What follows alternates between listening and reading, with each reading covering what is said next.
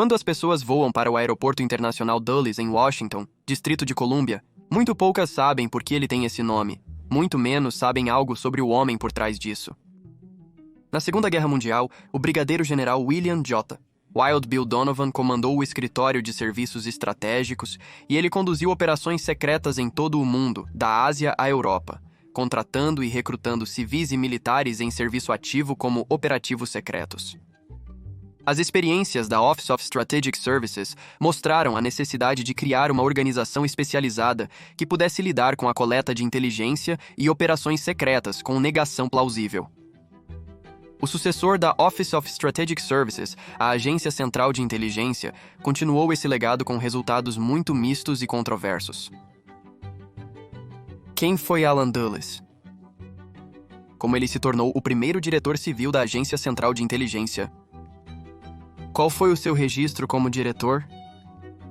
Ele cometeu crimes contra a Constituição dos Estados Unidos da América e o direito internacional? Olá, sou Colin Heaton, veterano militar, historiador, autor. Bem-vindo a este episódio de História Esquecida.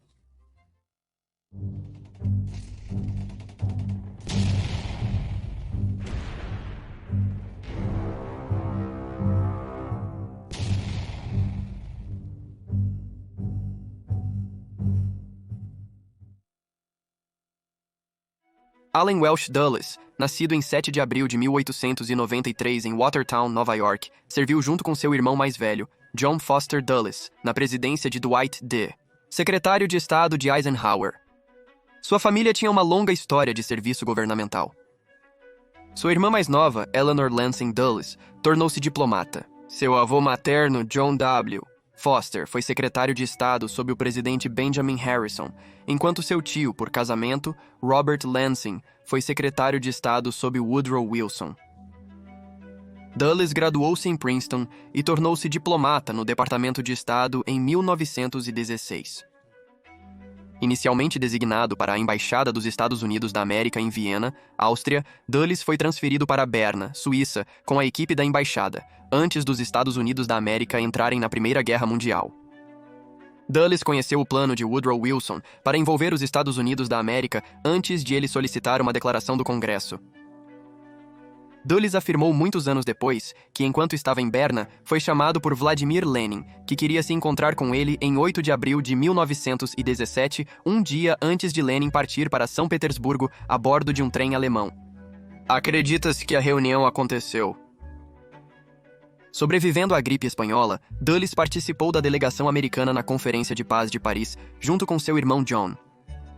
Em seguida, ele foi para a Embaixada dos Estados Unidos da América em Istambul, Turquia, desmascarando os protocolos dos Sábios de Sião como farsa em 1921. Esses eram documentos forjados pelos russos em 1897 para instigar o sentimento anti-judeu, já que os documentos supostamente eram um plano global dos judeus e maçons do mundo para destruir as nações cristãs. Foi publicado em todos os jornais aliados, e até mesmo o conhecido fabricante de automóveis antissemita Henry Ford, em seu jornal particular, o Dearborn Independent, usou-os como prova de uma ameaça judaica. Dulles tentou sem sucesso persuadir o Departamento de Estado dos Estados Unidos da América a denunciar publicamente a falsificação, mas o antissemitismo no governo era muito forte, tanto quanto a segregação racial. Dulles atuou como chefe da divisão do Oriente Próximo do Departamento de Estado por 5 anos, de 1922 a 1926. Dulles formou-se em Direito pela Universidade George Washington em 1926 e trabalhou no escritório de advocacia Sullivan e Cromwell, em Nova York, onde seu irmão, John Foster Dulles, era sócio. Com sua experiência internacional, tornou-se diretor do Conselho de Relações Exteriores em 1927, sendo o primeiro novo diretor desde a criação do Conselho em 1921. Ele foi secretário do Conselho de 1933 a 1944 e presidente de 1946 a 1950. Ele estava fazendo muitos amigos importantes e também alguns inimigos. Durante o fim dos anos 1920 e começo dos anos 1930 e começo dos durante o fim dos anos 1920 e começo dos anos 1930, Dulles foi conselheiro jurídico da Delegação de Limitação de Armas na Liga das Nações. Em suas viagens, ele se encontrou com Adolf Hitler, Benito Mussolini, o ministro das Relações Exteriores soviético Maxim Litvinov e diversos primeiros ministros britânicos e franceses. Em abril de 1933, Dulles e Norman Davies se encontraram com Hitler e o ministro da propaganda Joseph Goebbels em Berlim. Após essas reuniões, Dulles relatou que as coisas não estavam tão ruins quanto haviam sido relatadas na Alemanha, e ele achou ambos os homens bastante diretos e comunicativos. Mas essa opinião mudou depois que ele esteve novamente na Alemanha em 1935, após a aprovação das leis de Nuremberg, e devido ao tratamento dos judeus, ele convenceu seu escritório de advocacia a interromper os negócios na Alemanha. Dulles auxiliou judeus alemães, como o banqueiro Paul Kemper, a emigrar para os Estados Unidos da América. Enquanto a Segunda Guerra Mundial na Europa entrava em seu segundo ano e o Império Japonês havia invadido a China e começado a atacar a Ásia propriamente dita, Donovan trouxe Dulles para a Office of Strategic Services, estacionada na Europa, e em 12 de agosto de 1942 ele estava novamente sediado em Berna, Suíça. Dulles estabeleceu vários contatos na Europa, muitos membros de movimentos de resistência. Esse era o seu valor. Seu primeiro contato principal foi o padre católico austríaco Heinrich Meier. Meier tinha relações íntimas com muitos cientistas, designers e engenheiros e foi capaz de fornecer a Dulles informações militares sobre novas armas como os foguetes V-1 e V-2, o jato Me-262 e o desenvolvimento do caça a jato Mi-163, bem como detalhes sobre o Tiger IM e até os novos designs de submarinos, como o Tipo 9C e outros. Ele também forneceu as localizações secretas das armas em construção, repassadas à Força Aérea do Exército dos Estados Unidos da América e aos comandos de bombardeiros da Força Aérea Real. Foi também Meier e seu grupo que forneceram as primeiras evidências concretas do campo de morte em Auschwitz, na Polônia, bem como a criação de muitos outros, como Chelmno, Belsen, Szablika e Mauthausen, etc. E Dulles transmitiu essas informações para Washington.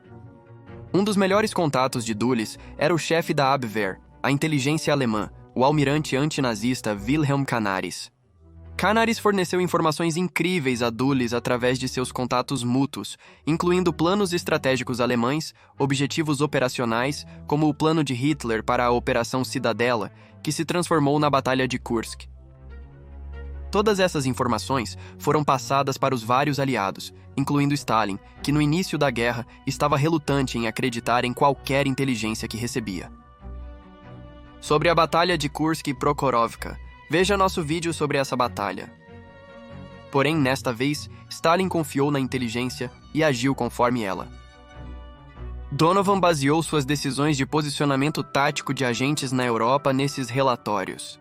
Assim, ele enviou ativos da Office of Strategic Services para a Iugoslávia para apoiar Joseph Broz Tito ao lado do Executivo de Operações Especiais Britânicas. O almirante Canaris esteve envolvido no complô da bomba de 20 de julho de 1944 contra Hitler, fornecendo todas as informações para Dulles antes do complô ser iniciado. Depois que Canaris foi exposto, preso e posteriormente executado, as fontes internas de inteligência de Dulles praticamente secaram. Dulles também estava bem informado sobre a decisão vacilante de Hitler de sequestrar o Papa Pio XII, bem como o Colégio de Cardeais, para usar como moeda de troca. Confira nosso vídeo sobre essa operação. O tenente-general da SS, Karl Wolff, era contra o plano, e ele foi fundamental trabalhando com Dulles para garantir que isso não acontecesse. Contudo, Dulles reconhecia uma boa oportunidade ao vê-la. Descobriu que Wolff foi nomeado comandante de todas as forças Waffen-SS no norte da Itália.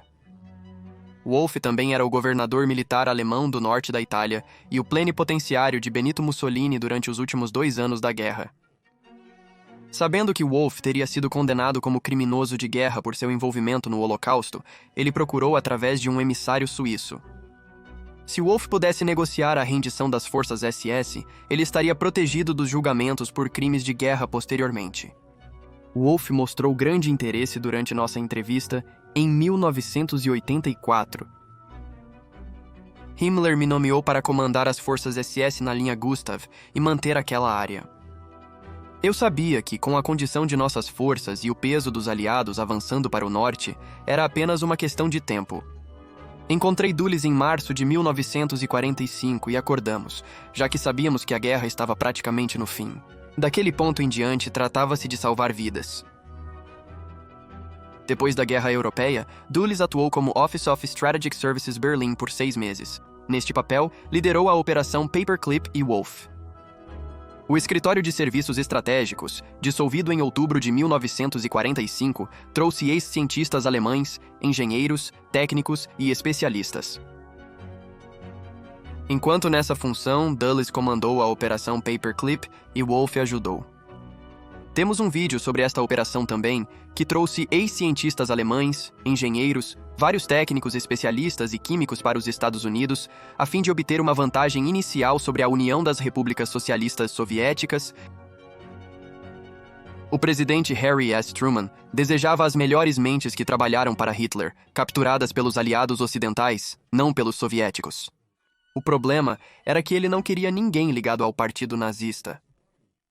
Bem, isso excluiu cerca de 98% das pessoas que ele queria, porque, a menos que você fosse membro do Partido Nacional Socialista dos Trabalhadores Alemães, você não possuía uma alta autorização de segurança, nem tinha um trabalho altamente sensível no Terceiro Reich, como o membro mais destacado desse coletivo, Dr. Werner von Braun. Dulles e Donovan limparam os registros dos detidos pelos Estados Unidos da América e Grã-Bretanha, removendo vínculos com o partido e Hitler.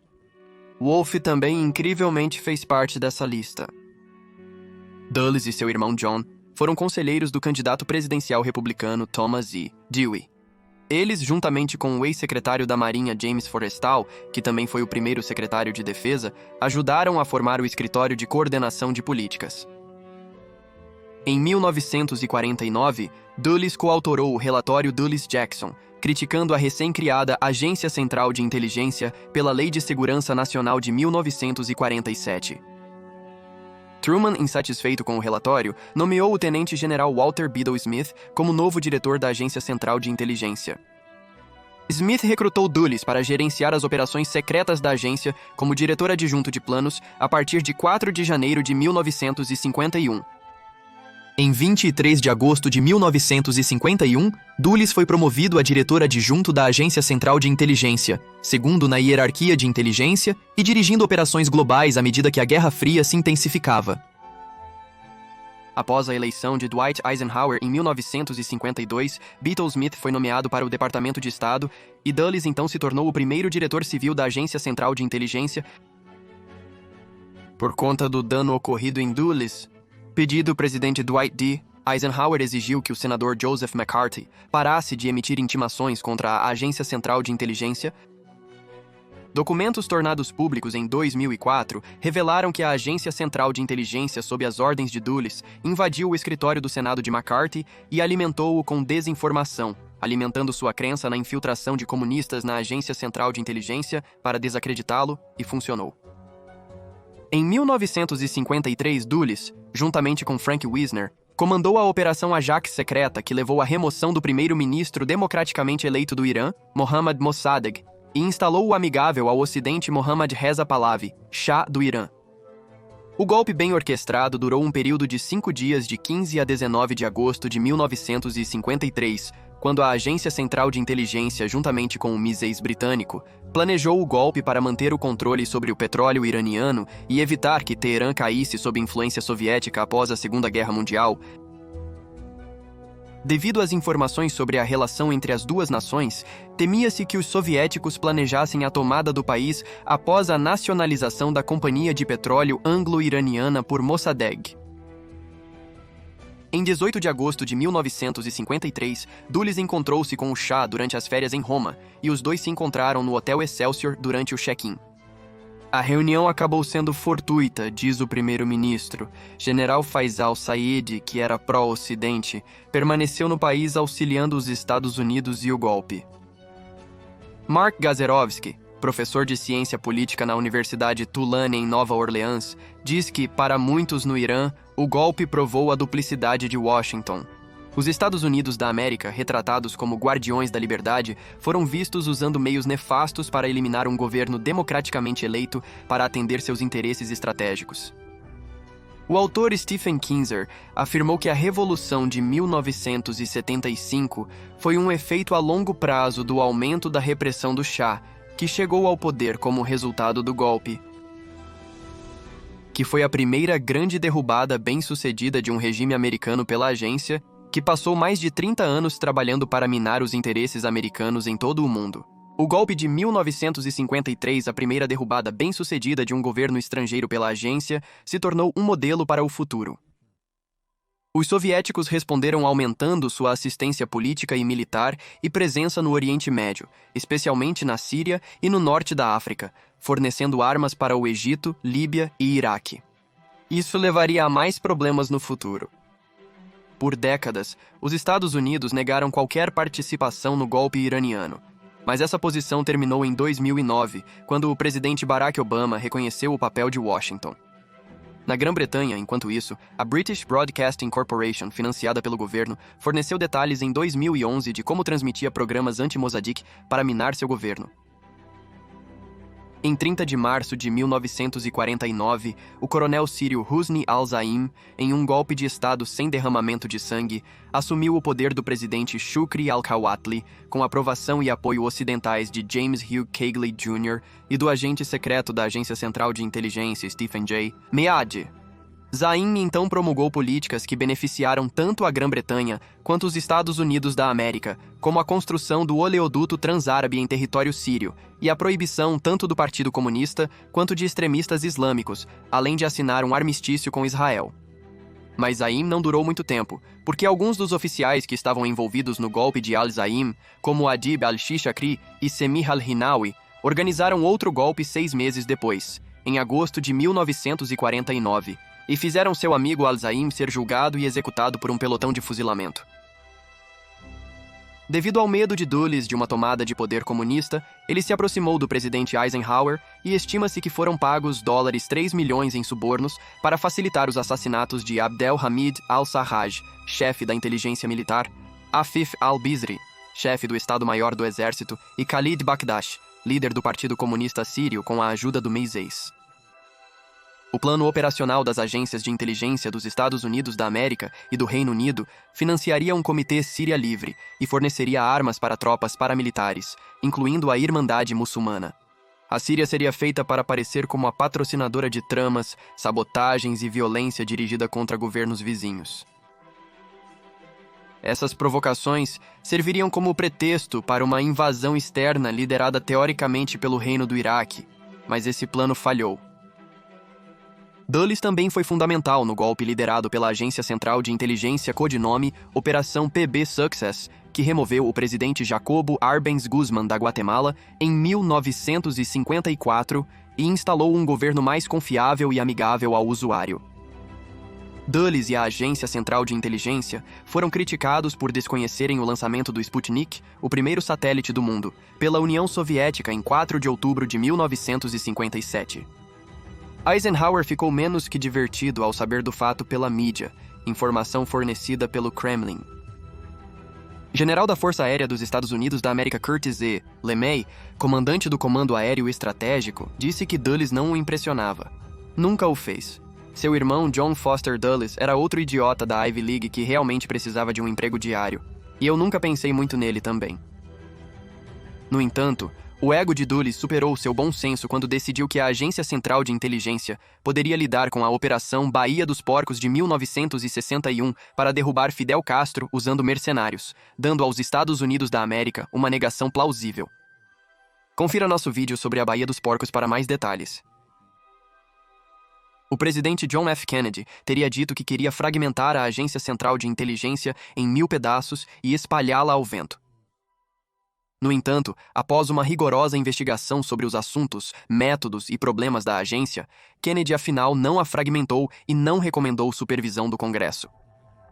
Em vez disso, Kennedy transferiu a Agência Central de Inteligência para o Departamento de Defesa, sob a supervisão e controle diretos dos chefes de Estado-Maior Conjunto, que também relatariam os planos e operações da Agência Central de Inteligência ao presidente. A Agência Central de Inteligência levou a culpa pública pelo fracasso, mas Kennedy não saiu ileso. O único ponto que brilhou onde Kennedy estava preocupado era a ótima relação de Dulles com a Lockheed. pois eles trabalhavam com o designer Kelly Johnson e seu Skunk Works no desenvolvimento do avião espião U-2. Em 28 de novembro de 1961, Kennedy apresentou a Dulles a Medalha de Segurança Nacional na sede da Agência Central de Inteligência em Langley, Virgínia. No dia seguinte, em 29 de novembro, a Casa Branca divulgou a carta de renúncia de Dulles e ele foi substituído por John McCone. Após o assassinato de John F. Kennedy, em novembro de 1963, o presidente Lyndon B. Johnson nomeou Alan Dulles como um dos 7 comissários da Comissão Warren para investigar o assassinato. Muitos historiadores criticaram a nomeação, pois Kennedy o havia demitido, sugerindo uma possível parcialidade nos julgamentos da Comissão Warren.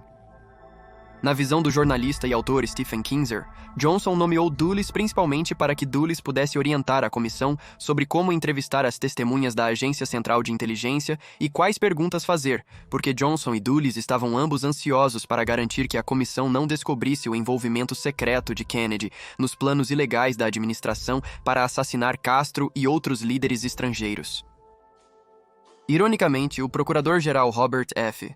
Kennedy, irmão do presidente, também instou Lyndon Johnson a colocar Alan Dulles na Comissão Warren para mascarar a descoberta do envolvimento clandestino de Kennedy em Cuba. Apesar de seus sucessos e algumas falhas, o caráter de Alan Dulles sempre foi questionado. E apesar de ser casado com Martha Clover Todd desde 1920 e ter 3 filhos, ele foi menos do que fiel. De acordo com sua própria irmã, Eleanor, Dulles teve pelo menos uma centena de casos extraconjugais enquanto estava na Europa, incluindo muitos enquanto era diretor da Agência Central de Inteligência. Aparentemente, ele estava tendo vários casos enquanto supervisionava o programa de controle mental Projeto MK-Ultra. Em 1966, a Sociedade American Whig Cliosophic, da Universidade de Princeton, concedeu a Dulles o prêmio James Madison por serviço público distinto, e Dulles publicou o livro A Arte da Inteligência em 1963 e ele editou Grandes Histórias Verdadeiras de Espionagem em 1968. Alan Welsh Dulles morreu em 29 de janeiro de 1969 de influenza complicada por pneumonia aos 75 anos em Georgetown, Distrito de Colômbia, e foi enterrado no cemitério Greenmount em Baltimore, Maryland.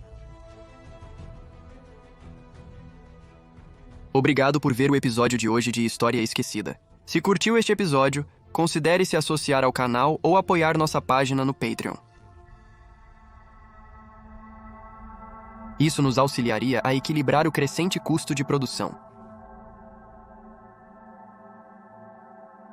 Por favor, curta, compartilhe, comente e se tiver sugestões para o programa, entre em contato. Retornaremos o mais breve possível. Até a próxima. Você